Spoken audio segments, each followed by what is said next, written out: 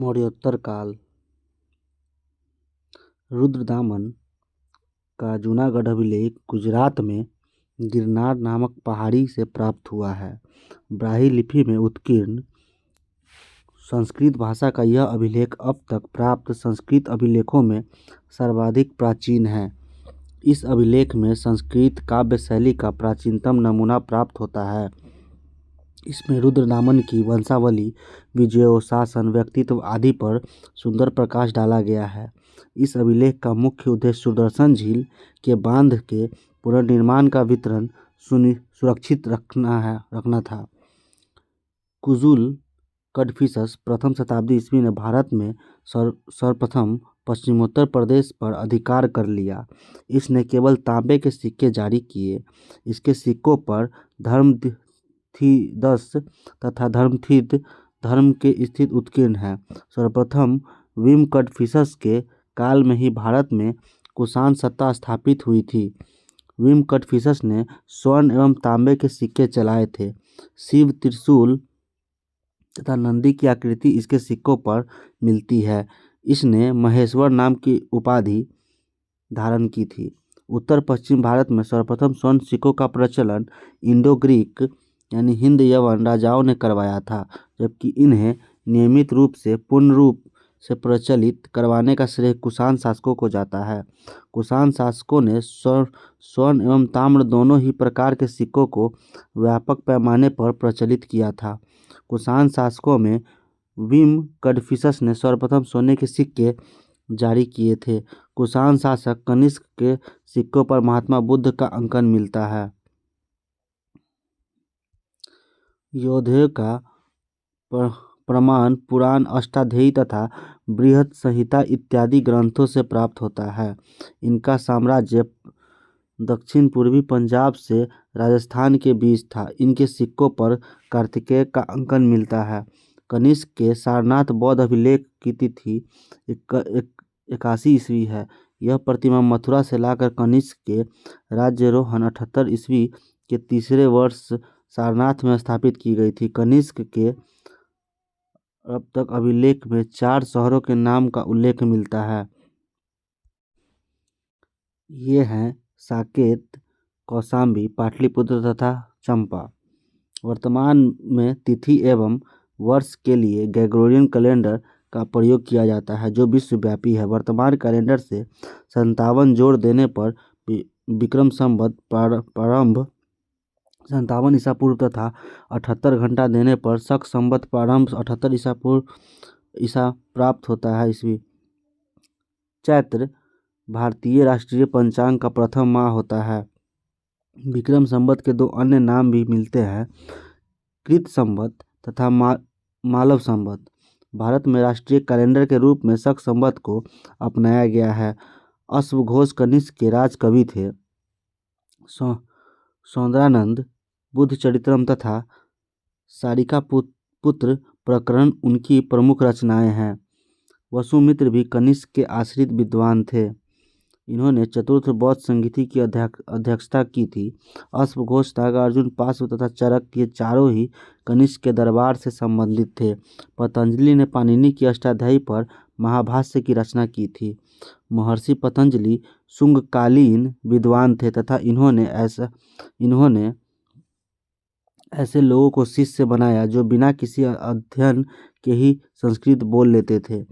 कुषाण वंश के साम्राज्य की सीमाएं भारतीय उपमहाद्वीप से बाहर तक फैली थी। इस वंश का महान शासक कनिष्क था, जिसकी सीमाएं उत्तर में चीन के तुर्फान एवं कश्मीर से लेकर दक्षिण में विंध्य पर्वत तथा पश्चिम में उत्तरी अफगानिस्तान से लेकर पूर्व में उत्तर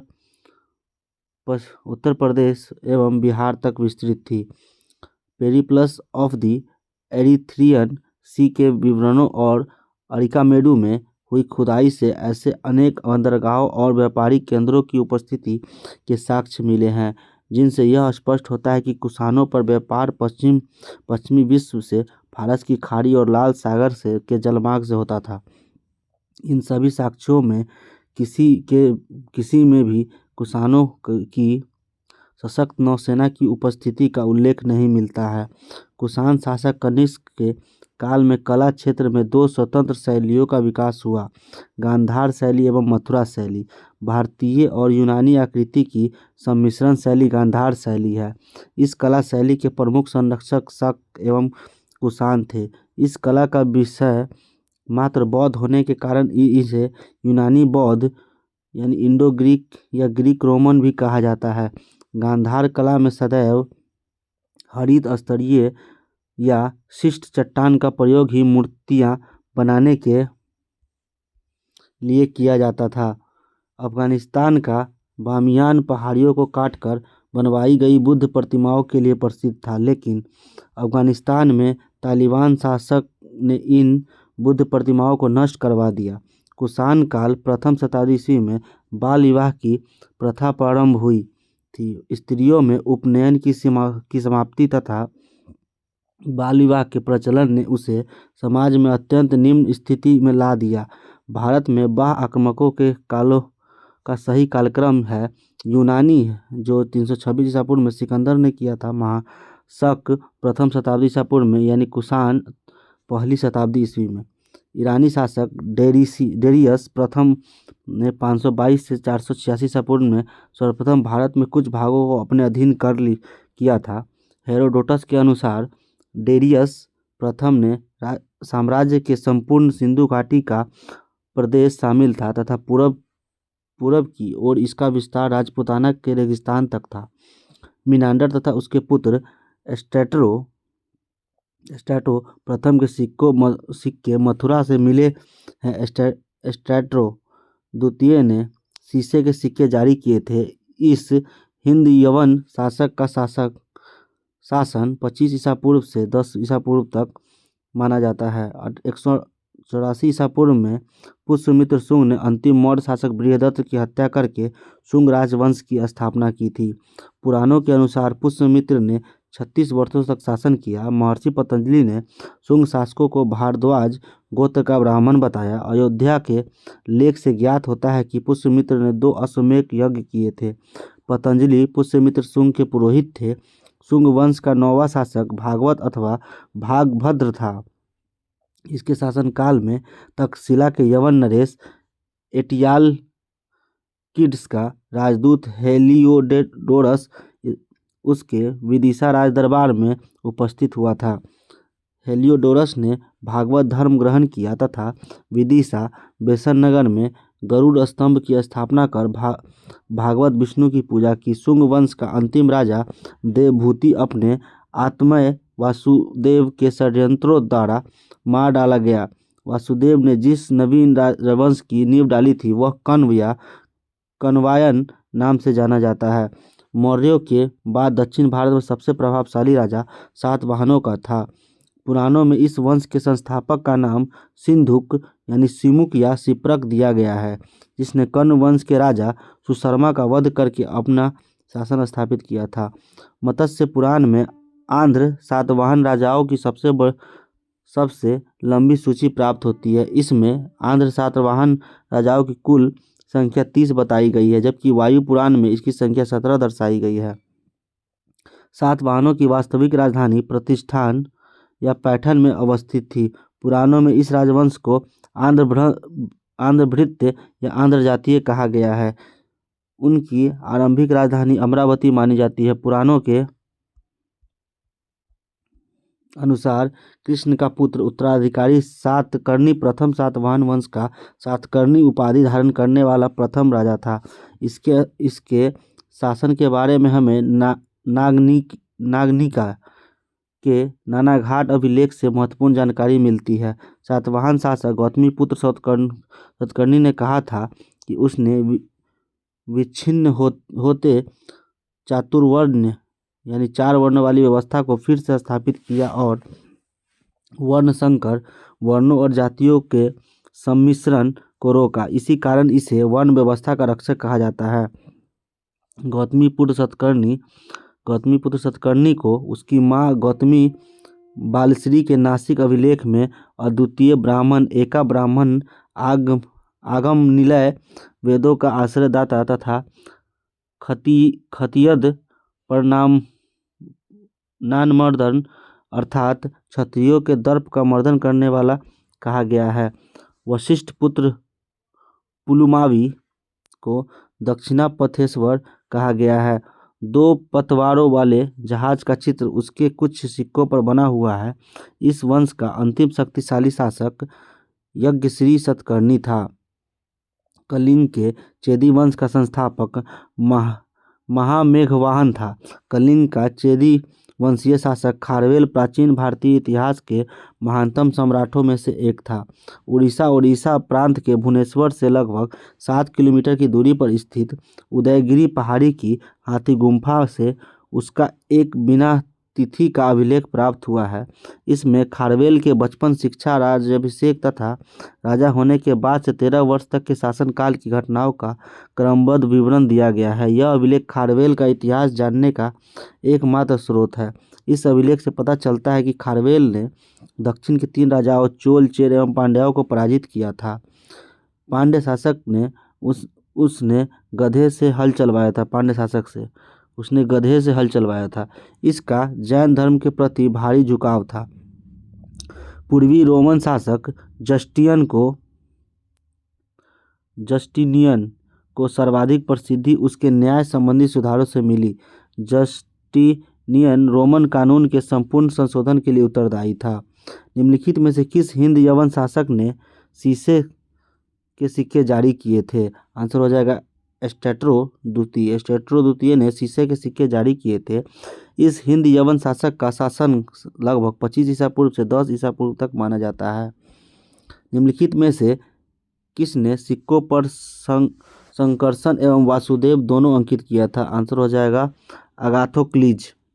अफगानिस्तान के ए खानम से अगाथोक्लीज के सिक्के प्राप्त हुए हैं, जिस पर वासुदेव, कृष्ण और संकर्षण का चित्र उत्कीर्ण है। निम्नलिखित में से कौन सा एक अन्य तीनों से समसामयिक नहीं था? आंसर हो जाएगा मिलिंद। बिंबिसार मगध साम्राज्य की महत्ता का वास्तविकता संस्थापक था। वह हर्यक कुल से संबंधित था।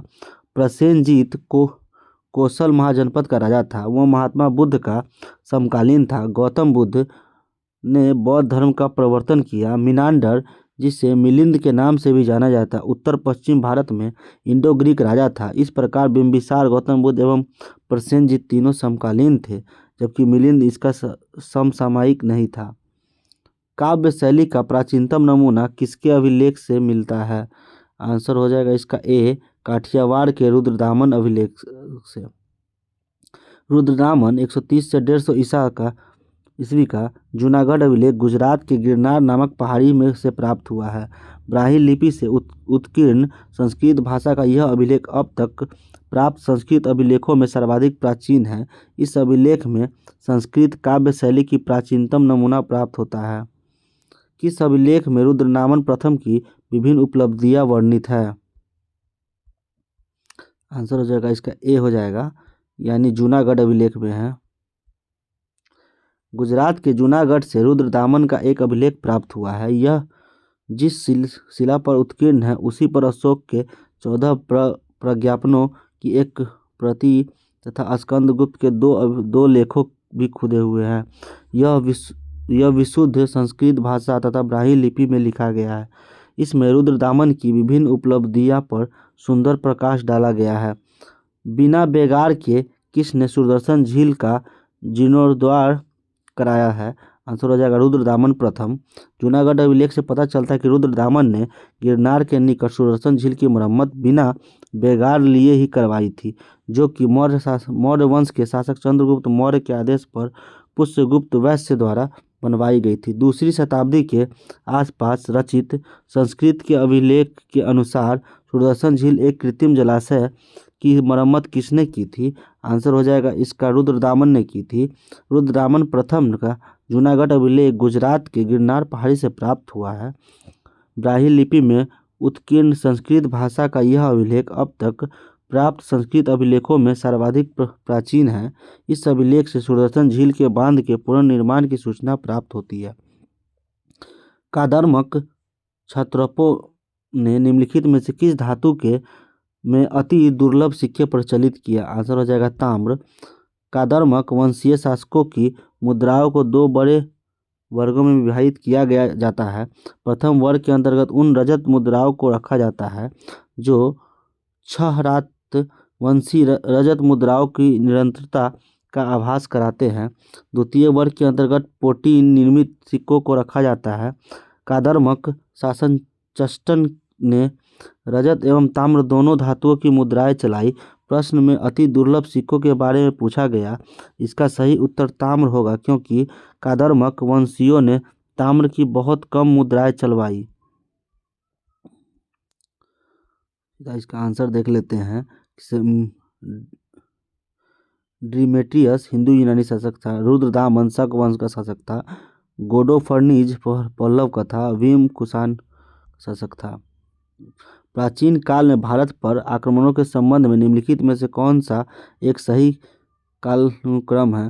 प्राचीन काल में भारत पर आक्रमण से संबंधित सही कालक्रम है यूनानी, शक, उसके बाद कुषाण आए थे। उत्तरी तथा उत्तरी पश्चिम भारत में सर्वाधिक संख्या में तांबे के सिक्के को जारी किया था। कुषाणों ने तांबे के सिक्के सबसे ज़्यादा जारी किए थे। उत्तर पश्चिमी भारत में स्वर्ण सिक्कों का प्रचलन इंडो ग्रीक यानी हिंद यवन राजाओं ने करवाया था, जबकि इन्हें नियमित एवं पूर्ण रूप से प्रचलित करवाने का श्रेय कुषाण शासकों को जाता है। कुषाण शासकों ने स्वर्ण एवं ताम्र दोनों ही प्रकार के सिक्के को व्यापक पैमाने पर प्रचलित किया था। इसके द्वारा तांबा निर्मित सिक्के उत्तरी तथा उत्तरी पश्चिम भारत में सर्वाधिक संख्या में जारी किए गए थे। प्राचीन भारत में निम्न में से किस एक ने नियमित रूप से सोने के सिक्के चलाए थे? आंसर हो जाएगा कुषाण थे। बुद्ध का किसके सिक्कों पर अंकन हुआ है? आंसर हो जाएगा कनिष्क ने। कुषाण शासक कनिष्क के सिक्कों पर बुद्ध का अंकन मिलता है। निम्नलिखित में से किस शासक को सर्वप्रथम सोने के सिक्के जारी करने का श्रेय दिया जाता है? आंसर हो जाएगा विम कड़फिसेस सर्वप्रथम सोने के सिक्के जारी किए थे। निम्नलिखित में से किसने भारत में स्वर्ण सिक्कों का प्रचलन नियमित रूप से किया था? आंसर हो जाएगा विम कड़फिसेस ने। कुषाण वंशीय शासक विम कड़फिसेस, जो कनिष्क प्रथम का पिता भी था, ने भारत में स्वर्ण सिक्कों का प्रचलन नियमित उपयोग सिक्के के लिए किया था, जबकि कुजुल कड़फिसेस ने तांबे के सिक्के प्रचलित किए थे। इनमें से किसने सर्वप्रथम व्यापक पैमाने पर स्वर्ण मुद्रा का प्रचलन किया? आंसर हो जाएगा सी विम कड़फिसेस। कुषाण शासकों द्वारा व्यापक पैमाने पर स्वर्ण मुद्रा का प्रचलन प्रारंभ करना भारतीय उपमहाद्वीप में उनका सबसे महत्वपूर्ण योगदान था। कुषाण शासक विम कड़फिसेस को स्वर्ण मुद्राओं के व्यापक पैमाने पर प्रचलन का श्रेय प्राप्त है। यौधेय सिक्कों पर किस देवता का अंकन मिलता है? आंसर हो जाएगा डी कार्तिकेय। यौधेय का प्रमाण पुराण, अष्टाध्यायी तथा बृहत संहिता इत्यादि ग्रंथों से प्राप्त होता है। इनका साम्राज्य दक्षिण पूर्व पंजाब से राजस्थान के बीच था। इनके सिक्कों पर कार्तिकेय का अंकन मिलता है। कनिष्क के सारनाथ बौद्ध प्रतिमा अभिलेख की तिथि क्या है? आंसर हो जाएगा 81 ईस्वी सन। कनिष्क के सारनाथ बौद्ध अभिलेखों की तिथि 81 ईस्वी सन है। यह प्रतिमा मथुरा से लाकर कनिष्क के राज्यारोहण के तीसरे वर्ष सारनाथ में स्थापित की गई थी। कुषाण शासक कनिष्क का राज्याभिषेक किस सन में हुआ था? आंसर हो जाएगा डी 78 एडी में। कनिष्क के राज्याभिषेक की तिथि अत्यंत विवादास्पद है।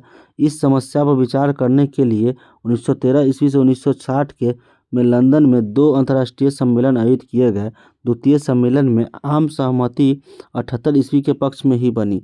इसी समय शक संवत का प्रारंभ किया माना जाता है। शक संवत का प्रारंभ किया गया था। आंसर हो जाएगा 78 ईस्वी में। जैन ग्रंथों के अनुसार विक्रमादित्य 57 ईसा पूर्व में के उत्तराधिकारी को 135 विक्रम संवत में शकों ने पराजित कर इसके उपलक्ष्य में शक संवत चलाया था। इस प्रकार इसकी प्रारंभिक तिथि 135 से 57 78 ईसा आती है। अधिकांश इतिहासकारों ने कुषाण शासक कनिष्क को इसका परिवर्तक माना है। विक्रम एवं शक संवतों में कितने वर्षों का अंतर है? आंसर हो जाएगा सी 135 वर्षों का। वर्तमान कैलेंडर 57 जोड़ देने पर विक्रम संवत प्रारंभ में जो 57 ईसा पूर्व तथा 78 घटा देने पर शक संवत प्रारंभ में जो 78 था प्राप्त होता है। अर्थात 2019 में विक्रम संवत 2019 प्लस 57 जोड़ देने पर 2076 तथा शक संवत में 2019 में 78 घटा देने पर 1941 है। अतः विक्रम संवत और शक संवत में अंतर टोटल 135 वर्ष का हो जाएगा। शक संवत पर आधारित राष्ट्रीय पंचांग कैलेंडर है। एक चैत्र ग्रेगोरियन कैलेंडर पर आधारित 365 दिन के सामान्य वर्ष की निम्नलिखित तिथियों में किस एक के तदनुरूप है? 22 का आंसर हो जाएगा ए, 22 मार्च अथवा 21 मार्च। चैत्र भारतीय राष्ट्रीय पंचांग का प्रथम माह होता है। राष्ट्रीय कैलेंडर की तिथियां ग्रेगोरियन कैलेंडर की तिथियों से अस्थायी रूप से मिलती जुलती है। सामान्यतः एक चैत्र 22 मार्च को होता है और लिपि वर्ष में 21 मार्च को। विक्रम संवत कब से प्रारंभ हुआ? आंसर हो जाएगा 57 ईसा पूर्व से। विक्रम संवत के दो अन्य नाम भी मिलते हैं, कृत संवत तथा मालव संवत। जैसे साहित्य में महावीर के निर्वाण तथा विक्रम संवत के बीच 470 वर्षों का अंतर पाया जाता है। महावीर की निर्वाण तिथि 527 ईसा पूर्व मानी जाती है। तदनुसार विक्रम संवत के प्रारंभ की तिथि 527 से 470 ईसा पूर्व में यानी 57 ईसा पूर्व निर्धारित होती है। निम्नलिखित में से कौन सा वर्ष दिसंबर 2009 में शक संवत का वर्ष होगा? आंसर हो जाएगा 1931। कनिष्क के समकालीन निम्नलिखित नामों में का अध्ययन करें और निम्नलिखित उत्तर कोड के अनुसार अपना उत्तर इंगित करें। आंसर हो जाएगा सी, बी और सी सही है। सी हो जाएगा 1 और 2, अश्वघोष और वसुमित्र। अश्वघोष कनिष्क के राजकवि थे। वसुमित्र भी कनिष्क के आश्रित विद्वान थे। इन्होंने चतुर्थ बौद्ध संगीति की अध्यक्षता भी की थी। कालिदास गुप्त काल में हुए थे, जबकि कंबन कनिष्क के समकालीन नहीं थे। अश्वघोष किसका समकालीन था? आंसर हो जाएगा कनिष्क का। निम्नलिखित में से कौन एक कनिष्क के दरबार से संबंध नहीं रखता था? आंसर हो जाएगा पतंजलि। अश्वघोष, नागार्जुन, पार्श्व तथा चरक ये चारों ही कनिष्क के दरबार से संबंधित थे, जबकि पतंजलि कनिष्क के दरबार से संबंधित नहीं थे। पतंजलि ने पाणिनि की अष्टाध्यायी पर महाभाष्य की रचना की थी। महर्षि पतंजलि पुष्यमित्र शुंग के पुरोहित थे। निम्नलिखित में से कौन कनिष्क के प्रथम दरबार में नहीं गया था? आंसर हो जाएगा विशाखदत्त। निम्नलिखित नगरों में से किसका उल्लेख कनिष्क के रबतक अभिलेख में नहीं है? आंसर हो जाएगा श्रावस्ती। रबतक अभिलेख अफगानिस्तान के बगलान प्रांत के सुर्ख कोटल के निकट रबतक नामक स्थान से 1993 में प्राप्त किया गया है। ये ग्रीक लिपि तथा बैक्ट्रियन भाषा में लिखे गए हैं। ये कुषाण वंश के शासक कनिष्क से संबंधित है। इस अभिलेख में 4 शहरों के नाम उल्लेखित है, जो है साकेत, कौशाम्बी, पाटलिपुत्र तथा श्रीचंपा। अर्थात इसमें श्रावस्ती का उल्लेख नहीं है। इसमें से किस आयुर्वेदाचार्य ने तक्षशिला विश्वविद्यालय में शिक्षा प्राप्त की थी? आंसर हो जाएगा सी और डी दोनों, यानी चरक ने भी किया था और जीवक ने भी किया था। वर्तमान पाकिस्तान के प्रांत में के रावलपिंडी जिले में स्थित तक्षशिला प्राचीन समय में गांधार राज्य की राजधानी था। तक्षशिला की इतिहास में प्रसिद्धि का कारण उसकी ख्याति प्राप्त शिक्षा केंद्र होना था। यहाँ अध्ययन के लिए दूर दूर से विद्यार्थी आते थे, जिनमें राजा तथा सामान्य जन दोनों ही सम्मिलित थे। कौशल के राजा प्रसेनजीत, बिंबिसार का राजवैद्य जीवक, चाणक्य आदि ने यहीं से शिक्षा प्राप्त की थी। पुष्यमित्र शुंग द्वारा 2 अश्वमेध यज्ञ किए जाने के बारे में जानकारी किस लेख से प्राप्त होती है? आंसर होगा अयोध्या लेख। पुष्यमित्र शुंग ने अंतिम मौर्य शासक वीरदत्त का सेनापति था। इसने 184 ईसा पूर्व में वीरदत्त की हत्या कर शुंग वंश की स्थापना की। अयोध्या लेख से ज्ञात होता है कि इसने 2 अश्वमेध किए थे। शुंगों के पूर्वज मूलतः किस स्थान से थे? आंसर हो जाएगा उज्जैन। शुंगों के पूर्वज मूलतः उज्जैन के थे। शुंग वंश का प्रथम स्वतंत्र शासक पुष्यमित्र शुंग था। धनदेव ने के अयोध्या अभिलेख से इसके द्वारा 2 अश्वमेध यज्ञ किए जाने का साक्ष्य मिलता है। शुंग वंश के बाद किस वंश ने भारत पर राज्य किया? आंसर हो जाएगा कण्वा यानी कण्व वंश। शुंग वंश का अंतिम राजा देवभूति अपने आत्म वासुदेव के षड्यंत्रों द्वारा मारा डाला गया। वासुदेव ने जिस नवीन राजवंश की नींव डाली वह कण्व या कण्वायन नाम से जाना जाता है। शुंगों के समान यह भी ब्राह्मण वंश का था। निम्नलिखित में से कौन सा शासक वर्ण व्यवस्था का रक्षक कहा जाता है? आंसर हो जाएगा सी, गौतमीपुत्र सतकर्णी। सातवाहन शासक गौतमीपुत्र सतकर्णी ने कहा था कि उसके विच्छिन्न होते चातुर्वर्ण यानी 4 वर्णों वाली व्यवस्था को फिर से स्थापित किया और वर्ण संकर वर्णों और जातियों के सम्मिश्रण को रोका। इस कारण इसे वर्ण व्यवस्था का रक्षक कहा जाता है। मौर्यों के बाद दक्षिण भारत में सबसे प्रभावशाली राजा था। आंसर हो जाएगा सातवाहन। मौर्यों के बाद दक्षिण भारत का सबसे प्रभावशाली राज्य सातवाहनों का था। पुराणों में इस वंश के संस्थापक का नाम सिमुक या सिप्रक दिया गया है, जिसने कण्व वंश के राजा सुशर्मा का वध करके अपना शासन स्थापित किया था। सिमुक निम्न वंशों में से किसका संस्थापक था? आंसर हो जाएगा सी, सातवाहन का। किस चीनी जनरल को कनिष्क को हराया था? किस चीनी जनरल ने कनिष्क को हराया था? आंसर होगा पान चाउ। चीनी स्रोतों के अनुसार 73 ईस्वी से 94 ईस्वी के बीच चीन का प्रसिद्ध सेनापति पान चाउ अपने हान वंशी नरेश के आदेशों पर चीनी तुर्किस्तान की विजय के लिए प्रस्तुत हुआ। चीनी इतिहासकार युद्ध का कारण यह बताते हैं कि कुषाण शासक ने चीनी सेनापति के पास अपना एक दूत भेजकर हान राजकुमारी से विवाह की मांग की थी। पान चाउ ने प्रस्ताव ठुकरा दिया। फलतः रुष्ट कुषाण शासक ने उनके राज्य पर चढ़ाई कर दी, परंतु कुषाण शासक असफल रहा। अधिकांश इतिहासकार इस कुषाण शासक की पहचान भीम कटफिसेस के रूप में करते हैं। तथापि कनिष्क का राज्यारोहण 78 ईस्वी मानने के बाद यह युद्ध कनिष्क के समय का हो जाएगा। निम्न में से किस वंश के साम्राज्य की सीमाएं भारत के बाहर तक फैली थी? आंसर हो जाएगा बी, और कुषाण और मौर्य वंश के। मौर्य और कुषाण दोनों साम्राज्यों की सीमाएं भारत के बाहर तक विस्तृत थी। सेल्यूकस ने संधि के पश्चात मौर्य साम्राज्य की सीमा पश्चिम में अफगानिस्तान तक विस्तृत की थी। काबुल, कंदहार आदि इसके भाग थे। कुषाण वंश के साम्राज्य की सीमा भारतीय उपमहाद्वीप के बाहर तक फैली थी। बाल विवाह की प्रथा आरंभ हुई। आंसर हो जाएगा कुषाण काल में। कुषाण काल प्रथम शती में बाल विवाह की प्रथा प्रारंभ हुई थी। स्त्रियों में उपनयन की समाप्ति तथा बाल विवाह के प्रचलन ने उसे समाज में अत्यंत निम्न स्थिति ला दिया। इस युग में विवाह की आयु और कम करके 8 से लेकर 10 वर्ष की आयु तक कन्या को विवाह के लिए उपयुक्त माना गया। निम्नलिखित में से किस स्थल से शासक मिनेंडर ने 16 सिक्के प्राप्त हुए हैं? आंसर हो जाएगा बैराट। हिंद यवन शासक मिनेंडर ने 16 सिक्के बैराट से प्राप्त हुए हैं। इसकी मुद्राओं पर नाइक, एथेना, मुकुटधारी राजा का शीश आदि आकृतियों का अंकन प्राप्त होता है। निम्नलिखित युगों में से कौन सा सही है? आंसर हो जाएगा बी, यानी कुषाण का गांधार शैली, ये वाला सही है। देख लेते हैं गांधार शैली। 2 स्वतंत्र शैलियों का विकास हुआ, गांधार शैली और मथुरा शैली। अन्य युग सुमेलित नहीं है। कला की गांधार शैली निम्न समय फली फूली थी। आंसर हो जाएगा कुषाणों के समय। शक क्षत्रप काल में सोने चांदी के सिक्कों का अनुपात क्या था?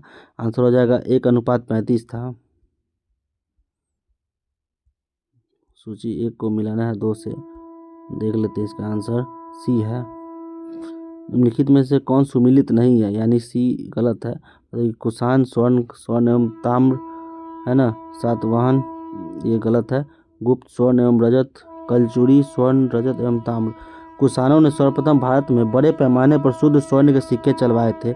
यद्यपि भारत में सर्वप्रथम हिंदी यवन शासकों ने स्वर्ण सिक्के चलवाए थे। स्वर्ण के अतिरिक्त कुषाणों ने ताम्र सिक्के चलवाए थे। गुप्तों ने स्वर्ण एवं रजत के तथा कलचुरी शासकों ने स्वर्ण, रजत एवं ताम्र के सिक्के चलवाए थे। सातवाहन शासकों ने स्वर्ण सिक्के नहीं चलवाए। उन्होंने चांदी, तांबा, शीशे एवं प्रोटीन तांबा, चांदी, सीसा मिश्रित के सिक्के जारी किए थे। निम्नलिखित में से सूची 1 को सूची के नीचे दिए गए कूट को सही चुनिए। इसका आंसर देख लेते हैं। गांधार कला कुषाणों ने, और जूनागढ़ शिलालेख रुद्रदामन प्रथम का है। मिलिंद पन्हो मिनांडर ने लिखा, और तक्षशिला लेख प्रतीक का है। अफगानिस्तान का बामियान प्रसिद्ध है। आंसर हो जाएगा बुद्ध प्रतिमा के लिए। अफगानिस्तान का बामियान पहाड़ियों को काटकर बनवाई गई बुद्ध की प्रतिमाओं के लिए प्रसिद्ध है, लेकिन अफगानिस्तान में तालिबान शासक ने इस बुद्ध प्रतिमाओं को नष्ट करवा दिया। जो कला शैली भारतीय और यूनानी ग्रीक आकृति का सम्मिश्रण है उसे कहते हैं? आंसर हो जाएगा सी, गांधार शैली। भारतीय और यूनानी आकृति की सम्मिश्रण शैली गांधार शैली है। इस कला शैली के प्रमुख संरक्षक शक एवं कुषाण थे। इस कला का विषय मात्र बौद्ध होने के कारण इसे यूनानी बौद्ध, इंडो ग्रीक या ग्रीक रोमन भी कहा जाता है। गांधार कला शैली एक संश्लेषण है। आंसर हो जाएगा डी, भारतीय तथा यूनानी कला का। निम्नलिखित में से किस मूर्ति कला में सदैव हरित स्तरित चट्टान यानी शिस्ट का प्रयोग माध्यम के रूप में होता है? आंसर हो जाएगा डी, गांधार मूर्ति कला। गांधार कला में सदैव हरित स्तरित या शिस्ट चट्टान का प्रयोग ही मूर्तियां बनाने के लिए किया जाता है। यद्यपि मथुरा कला में भी इसी के अनुसरण पर शिस्ट का प्रयोग किया गया था। प्राचीन काल में के भारत पर आक्रमण के संबंध में निम्नलिखित में से कौन सा एक सही कालक्रम है? आंसर हो जाएगा ए, यानी यूनानी शक एवं कुषाण भारत में बाह्य आक्रमणों के कालों को सही कालक्रम निम्न प्रकार है। यूनानी ने 326 ईसा पूर्व में सिकंदर महान ने किया था। उसके बाद शक का प्रथम ईसा पूर्व में हुआ था, लेकिन कुषाणों ने पहली शताब्दी में किया था। पहला ईरानी शासक जिसने भारत के कुछ भागों में अपने अधीन कर लिया था? आंसर हो जाएगा सी, डेरियस प्रथम ने किया था। ईरानी शासक डेरियस प्रथम दारा प्रथम 522 से 486 ईसा पूर्व ने सर्वप्रथम भारत के कुछ भागों को अपने अधीन कर लिया। हेरोडोटस के अनुसार डेरियस प्रथम ने साम्राज्य के संपूर्ण सिंधु घाटी का प्रदेश शामिल किया था तथा पूर्व की ओर इस विस्तार राजपूताना के रेगिस्तान तक था। पर्सिपोलिस, बेहिस्तून एवं नक्श ए रुस्तम के शिलालेखों के अनुसार पंजाब एवं सिंध के कुछ भागों में उसके साम्राज्य में शामिल था। निम्न राजवंशों में से सबसे पुराना राजवंश था? आंसर हो जाएगा डी, सातवाहन। उपयुक्त राजवंशों सबसे पुराना राजवंश सातवाहन है। इस वंश के संस्थापक सिमुक का समय कुछ स्रोतों के अनुसार लगभग द्वितीय शताब्दी ईसा पूर्व माना जाता है। कुछ स्रोतों ने इसे कण्व वंश के अंतिम शासक सुशर्मा के समकालीन ईसा पूर्व प्रथम शताब्दी 60 ईसा पूर्व माना जाता है। आंध्र सातवाहन राजाओं की सबसे लंबी सूची किस पुराण में मिलती है? आंसर हो जाएगा 53 का सी, मत्स्य पुराण में। मत्स्य पुराण में आंध्र सातवाहन राजाओं की सबसे लंबी सूची प्राप्त होती है। इसमें आंध्र सातवाहन राजाओं की कुल संख्या 30 बताई गई है, जबकि वायु पुराण में इसकी संख्या 17 दर्शाई गई है। सातवाहनों की राजधानी अवस्थित थी? आंसर हो जाएगा डी, अमरावती में। सातवाहनों की वास्तविक राजधानी प्रतिष्ठान या पैठन में अवस्थित थी। पुराणों में इस राजवंश को आंध्र भृत्य या आंध्र जातीय कहा गया है। उनकी आरंभिक राजधानी अमरावती मानी जाती है। इनमें से कौन सा स्थान सातवाहनों की राजधानी था? आंसर हो जाएगा डी, प्रतिष्ठान। निम्नलिखित शासकों में से किसके लिए एका ब्राह्मण प्रयुक्त हुआ है? आंसर हो जाएगा सी, गौतमीपुत्र सतकर्णी। सातवाहन शासक गौतमीपुत्र सतकर्णी को उसकी मां गौतमी बलश्री ने नासिक अभिलेख में एका ब्राह्मण ने कहा गया है, जिसका तात्पर्य है अद्वितीय ब्राह्मण। निम्नलिखित में सुमिलित कीजिए। देख लेते हैं। राजवंश और उसकी राजधानी। शुंग की पाटलिपुत्रा है। सातवाहन यानी पैठन। कदम्ब का वनवासी, चंदेल का महोबा। निम्नलिखित को कालक्रम में व्यवस्थित करना है। इसका सीधा आंसर देख लेते हैं, डी है, यानी 1, 2 और 3 है। पहले सातवाहन है, उसके बाद वाकाटक है, उसके बाद चालुक्य है। सातवाहन साम्राज्य की स्थापना सिमुक ने प्रथम शताब्दी ईसा पूर्व की थी। वाकाटक साम्राज्य की स्थापना तृतीय शताब्दी ईस्वी में विंध्य शक्ति ने की थी, जबकि गुजरात के चालुक्य वंश की स्थापना 10वीं शताब्दी के मूल राज प्रथम ने की थी। अतः इस राजवंशों का क्रम इस प्रकार है: सातवाहन, वाकाटक एवं चालुक्य। इस प्रकार विकल्प डी सत्य है। निम्नलिखित कथन दिए गए हैं, जिनमें से एक को अभिकथन, दूसरे को करण। अच्छा, सीधा इसका आंसर देख लेते हैं। ए इसका आंसर है, यानी ए और आर दोनों सही है, और ए सही स्पष्टीकरण है आर का। चलिए देख लेते हैं। सातवाहन काल में संस्कृत के साथ प्राकृतिक एवं अन्य लोक भाषाओं का विकास हुआ। सातवाहन राजाओं ने साहित्य रचना के लिए संस्कृत तथा अन्य लोक भाषाओं को अपनाया। सातवाहन नरेश स्वयं विद्वान, विद्या प्रेमी तथा विद्वानों के आश्रयदाता थे। हाल नामक राजा ने गाथा सप्तशती नामक प्राकृतिक भाषा में श्रृंगार रस प्रधान गीति काव्य की रचना की थी। हाल के दरबार में गुणाढ़ तथा सर्ववर्मन जैसी उच्च कोटि के विद्वान निवास करते थे। गुणाढ़ ने बृहत्कथा नामक ग्रंथ की रचना की थी। यह पैशाची प्राकृतिक भाषा में लिखा गया था। सर्ववर्मन ने कातंत्र नामक संस्कृत व्याकरण की रचना की। कन्हेरी की एक अभिलेख से ज्ञात होता है कि एक सातवाहन रानी संस्कृत का प्रयोग करती थी। इस प्रकार स्पष्ट है कि सातवाहन युग में प्राकृतिक एवं संस्कृत भाषाओं का विकास हुआ था तथा सातवाहन राजाओं ने साहित्य रचना के लिए संस्कृत तथा अन्य लोक भाषाओं को अपनाया था। इसका अभीष्ट उत्तर ये होगा। सातवाहन शासकों के संदर्भ में निम्नलिखित में कथनों में कौन सा कथन सत्य है? आंसर हो जाएगा बी, एक और दोनों सही है। सातवाहन नरेश प्राकृतिक भाषा के पोषक थे, सही है। और सातवाहन काल में कला के लोक पक्ष को अधिक प्रोत्साहन मिला, ये भी सही है। सातवाहन शासकों के शासनकाल में प्राकृतिक एवं संस्कृत भाषाओं का विकास हुआ। सातवाहन शासक का हाल ही में गाथा सप्तशती नाम के प्राकृतिक भाषाओं में श्रृंगार रस प्रधान गीत काव्य की रचना की थी। सातवाहन काल में स्थापत्य कला के उदाहरण प्राप्त हुए हैं जो बौद्ध धर्म से संबंधित है। निम्नलिखित में कौन सा कथन सही है? इसका आंसर देख लेते हैं। आंसर सी है इसका, यानी केवल एक सही है। सातवाहन वंश की शक्ति क्षीण होने के बाद वाकाटक वंश ने अपने राज्य स्थापित किया। सातवाहन वंश की शक्ति क्षीण होने के बाद वाकाटक वंश ने दक्षिणापथ में अपना राज्य स्थापित किया था। विंध्य शक्ति वाकाटक वंश का संस्थापक था। प्रवरसेन विंध्य शक्ति का पुत्र थे। लिखित में से किस स्तूप में आर्यक स्तंभ वाले मंच की विशेषताएं मिलती है? आंसर हो जाएगा अमरावती।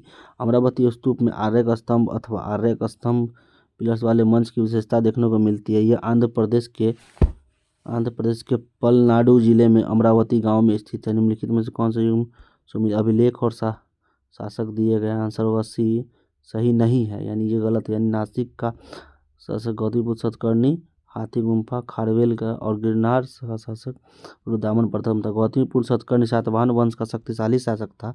इसके विषय में सूचना इसकी माँ गौतमी बलश्री के नासिक प्रशस्ति से प्राप्त होती है। उदयगिरी पहाड़ी की हाथी गुम्फा से खारवेल का एक बिना तिथि का अभिलेख प्राप्त हुआ है।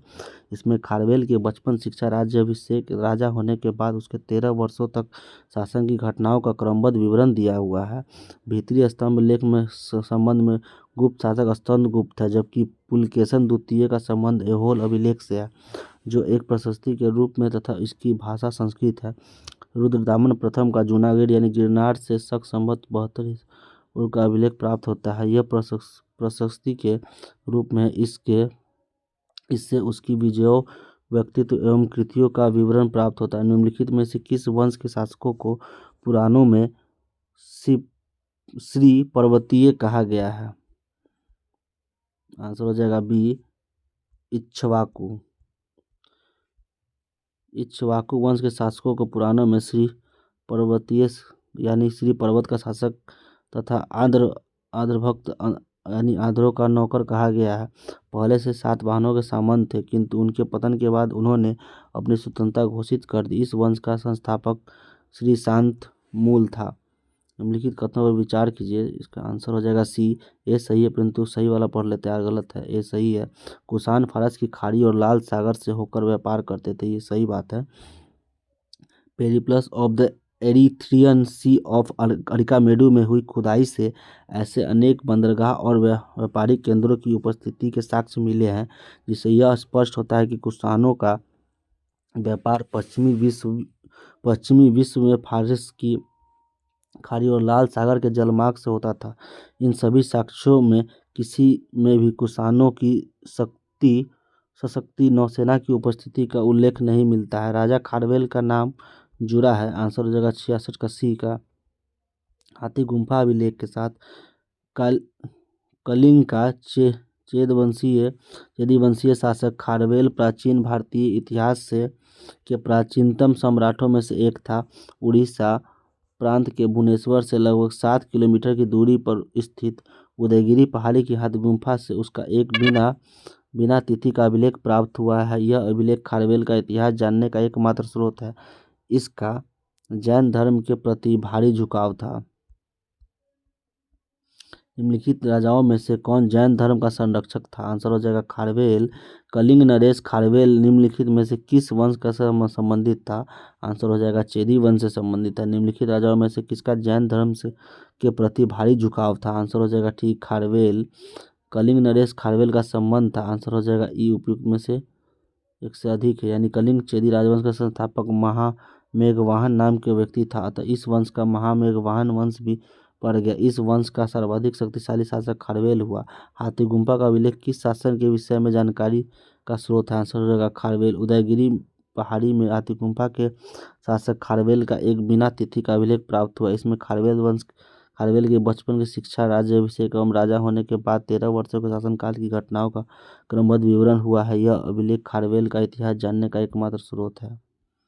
उदयगिरी और खांडागिरी गुफाओं के संदर्भ में कौन सा कथन सही है? आंसर उसका सी हो जाएगा। एक और दो दोनों सही है, यानी इसमें प्राकृतिक और कृत्रिम दोनों तरह की गुफाएं हैं। दो उदयगिरी में 18 तथा खांडगिरी में 15 गुफाएं हैं।